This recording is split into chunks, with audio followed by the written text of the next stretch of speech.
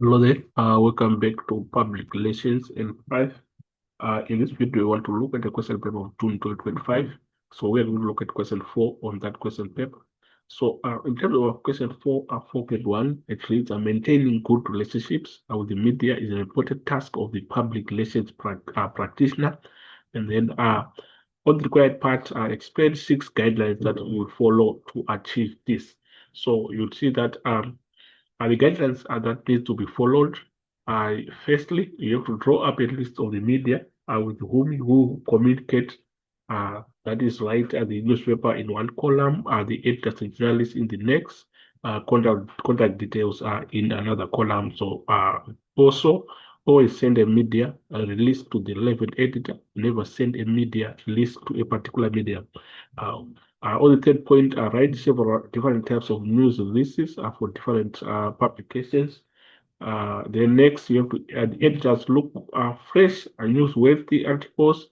They decide on what should be published and how much of it should be published. So basically, these are the points that we have. We have got a continuation of those points. And of course, according to the requirements of the question, we are supposed to raise 6 points, each one with 2 marks, to give you a total of 12 points. So this is what we have for this part. Then move on to the second question, which reads, name and discuss in 5 elements of an annual report. And we know that an annual report, it is a detailed report that shows the company's operations and financial performance in the preceding 12 months. So you'll see that it has to be an annual. Annual means 12 months, but of course, the 12 months has to be the preceding 12 months. That is for the previously completed year. So that is what we have. So it is a comprehensive report on a company's activities throughout the previous year. So basically, we are saying it is intended to give shareholders and other interested people information about the company's financial performance and, of course, other areas of interest. So within that context, the question requires us to name and discuss any 5 elements of an annual report. So in terms of the elements of an annual report, we have got a corporate profile, that is showing what products or services the organization deals with. Also, a financial highlights, that is income statement, balance sheet, and ratios of debt equity, interest cover, and return on equity. We also have corporate goals, long and short-term objectives, group structure.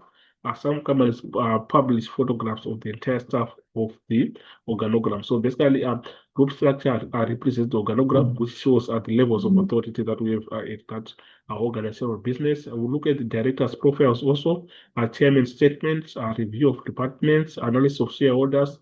These are the elements that you can see in the auditors report, because all directors report are noticed. So basically, so what we have to move on to the next part, which is now 4.3. Which 4 factors will influence your relationship with the media?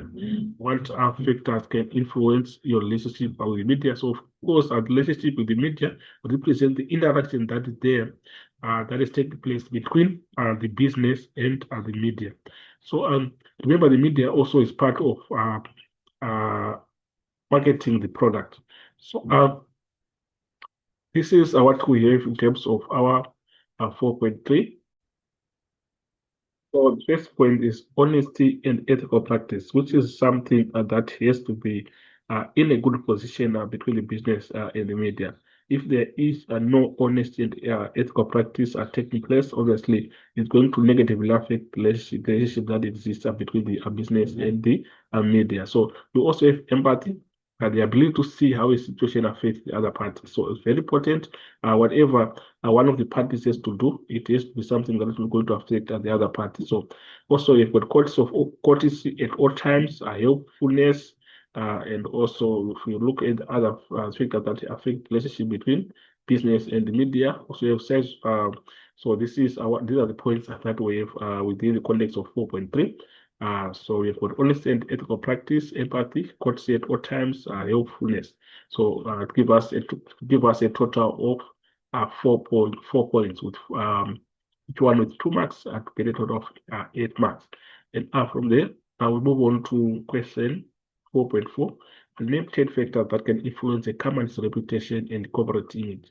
So what are the factors that can influence a company's reputation and corporate image? Remember, when we are looking at corporate image, it is the public perception of a, it might be the public perception of a brand, or the perception that the outside world has to the business, or the meaning it holds in the society. So the meaning that a business holds in society represents the corporate image. So how the corporate image is created. It is created by the manner in which a corporation or a business presents itself to the public. So that is what we have in terms of corporate image. So the question requires us to name 10 factors that can influence a company's reputation and corporate image. So the factors that we have now, we have got size of enterprise, a national or international organization, action of overseas parent company or home company, nature of the business, also performance of products, employees and sales staff, a type of management, labor relations. Of course, we've got various points that we have. And of course, if you check according to the requirements of the question requires us to raise 10 points each with 1 mark to give us a total of 10 points. So this is what we have on that part. So moving on to our question 4.5, it says when implementing a corporate identity program, there are five phases that should be followed to ensure its success. So the question requires us to name and discuss the 5 phases. Of course, in terms of those 5 phases, we have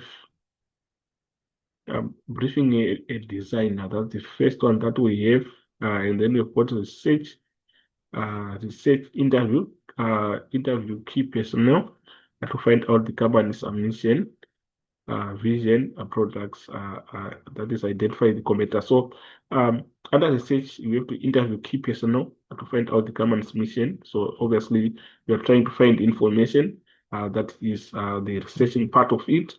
Then also on third point, deciding on the design. So we also have compiling a manual, and then on the last part, we have got implementation. That is, all staff are notified of the new corporate identity. So this is what we have in terms of response on question 4.5. So thank you for listening, and hopefully the video was helpful. And please, let's not forget to subscribe and share to our channel and share the link to our colleagues. As for this video, I'm signing out. I will meet again in the next video.